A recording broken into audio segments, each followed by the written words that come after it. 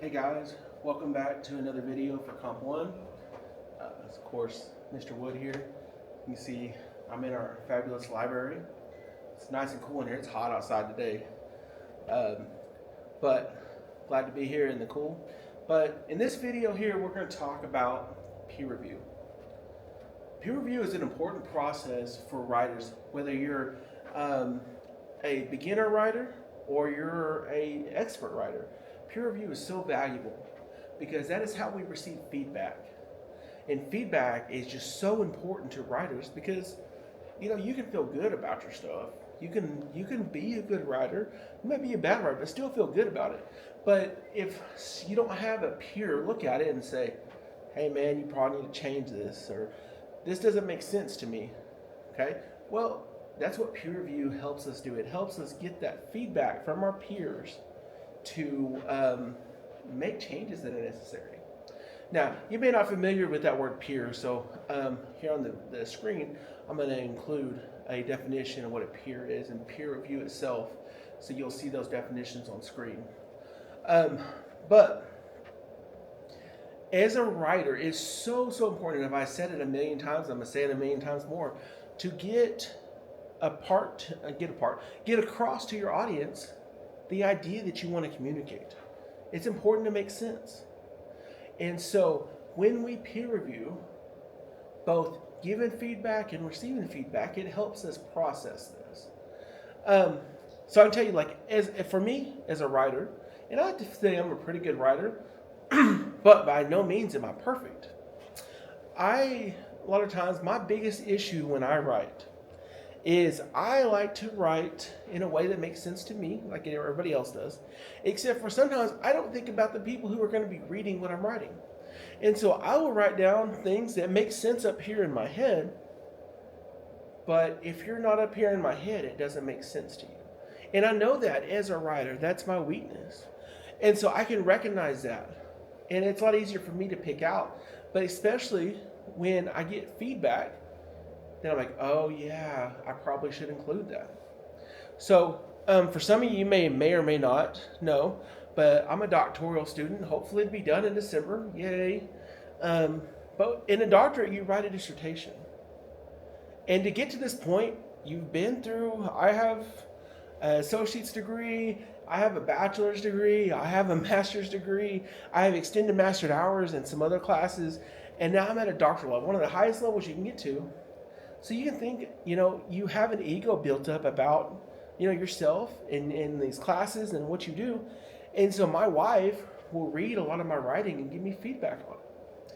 And when she gives me feedback, I kind of have to let go of the ego because a couple years ago, she used to teach 3rd and 4th grade elementary school. Well, her practice was to, if she was doing something of that nature, was to treat her students, accordingly. But for me, I am obviously not a 3rd or 4th grader. And so to be talked to like a 3rd or 4th grader is really demeaning. And it really takes that ego down to the floor, through the basement, into the ground. But at the end of the day, I knew I needed it. I knew I needed to make these changes. And so it's important to forego that ego when it comes to peer review. We have to just forego it. So, what do we need to do when we peer review? So as we are peer reviewing, if we are helping somebody else out, number one thing is we want to be honest. Okay? You want to be honest with the person that you're peer reviewing. Now, it doesn't mean that you have to go and hurt their feelings, but it's important to be honest. It's important to be thorough. You don't want to tell them, yeah, there's something wrong with that paragraph. Because that could mean there's so many things wrong with it. But to give them specific feedback, to say, this sentence here doesn't fit within the context of this paragraph, I think you should take it out and replace it with another. Well, they're going to have direction is what they need to do to fix the situation.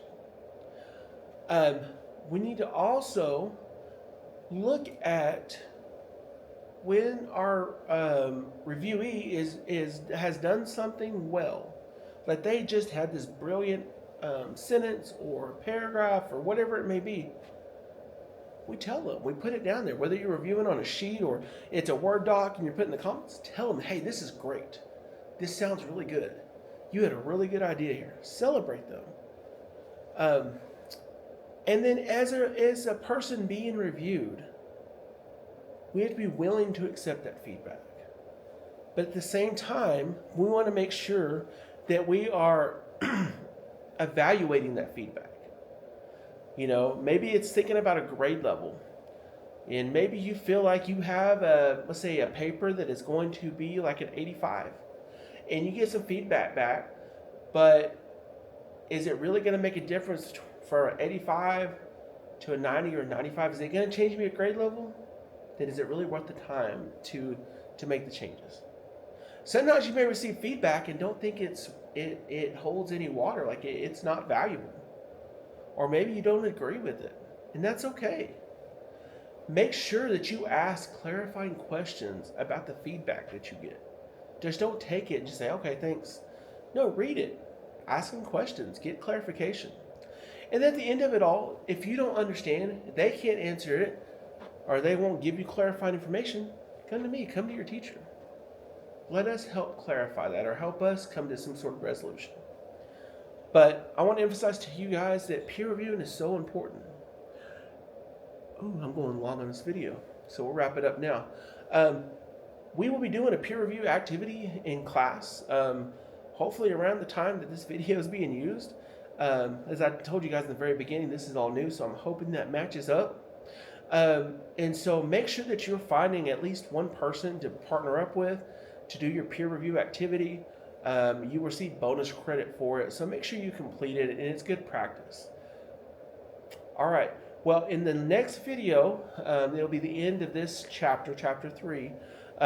We'll be talking about finishing your paper, the end-all be-all wrap-up of what we should have when we turn it in. So be ready for that, and I will see you guys in the next one.